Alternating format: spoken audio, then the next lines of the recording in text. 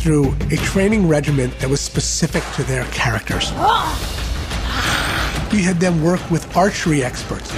We had them learn to ride horses. To say we did a lot of training is an understatement. I was wanting to do a film where I was physically challenged, not only mentally. I wanted to incorporate my body to a character. We also had to do a dialect training and a language training. Alaxi Navilu Kete ECV. Kete ECV. I am the creator of the Na'vi language. It is between 400 and 500 words. To me, it's been the most challenging thing. Nari. Navi. Sam had to go through very collapsed but intense Marine Corps training. We had to take Sam and teach him how to be military. Someone came down and showed him what it's like to hold a gun. We had to teach him how to use a pugil stick the way a Marine would. To me, it was more the way these guys see the world and the way that their training has made them think, and nothing can stop them. You got some hard kids showing up in this neighborhood. It's just another hellhole. For the live action side of it, we did more weaponry training, fight training. Quaritch carries this laser-sighted pistol, and this comes into play occasionally. Mask on! We worked with Stephen inside the amp suit and make it look like that he's been doing it for like the last 6-7 years. And Michelle, she wanted to learn to fly that helicopter as if it were real. She takes care of the science crew. She flies them back and forth. And I did about a good 11, 12 hours with Kevin, who actually taught James how to fly his helicopter. Thank you for flying Air Pandora. We went to Hawaii because Jim wanted us to experience a real rainforest. Just to get a physical taste of what it's going to be like to live in a planet and not have to rely on anything. We absorbed everything, and there's a difference between being out in the real world and then coming into this grey, desolate area. And I didn't want the actors to not have any kind of basis for feeling like they were in a rainforest. So we went way up in the mountains. You know, you don't know how your foot lands in mud if you're just standing on cement. So your body reacts differently to things once you've actually gone out and done those things. So it was about making it real for the actors in the volume. Mocap ready, and action! Performance captures a technique where you try to capture the performance of an actor and translate it to a digital character.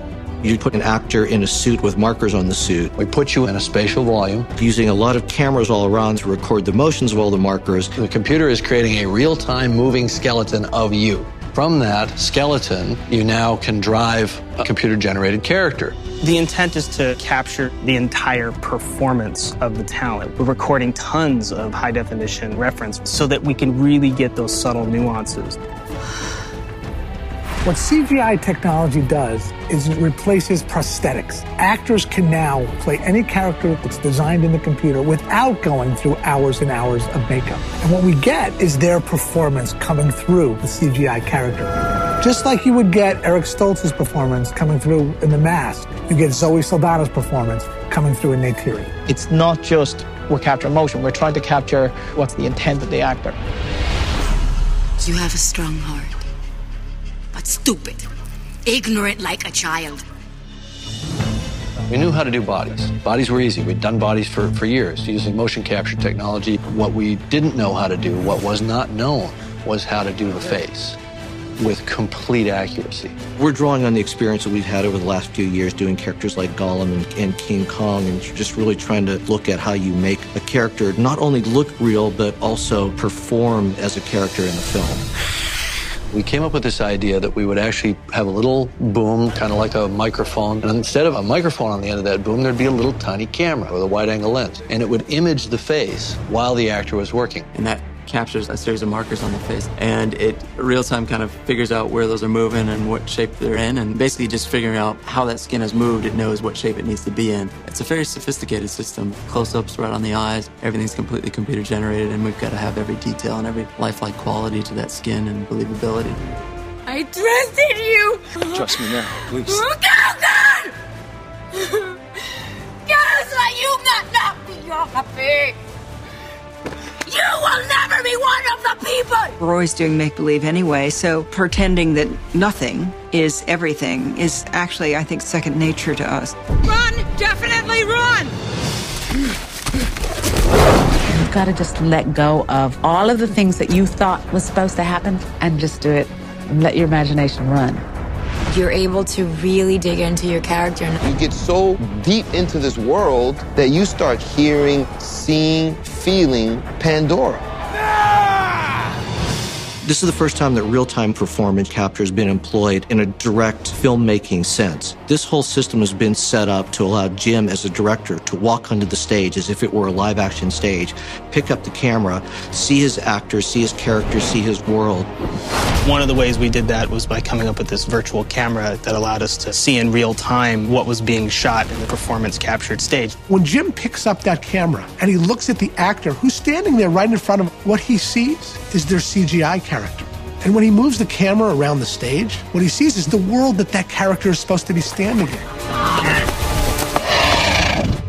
The virtual camera doesn't have a lens in the traditional sense. It's all created virtually in the computer. We're using our performance capture system to track this position as though it were a camera view into that world. I'm working with those captured performances to shoot all the cameras for all the scenes. And the camera could do anything. It could be a crane, it could be a Steadicam, it could be all just purely handheld. As a result, you're getting great camera work that doesn't feel computer generated. It feels very alive and lifelike. It's basically as close to live action as one could get in a CG invented world.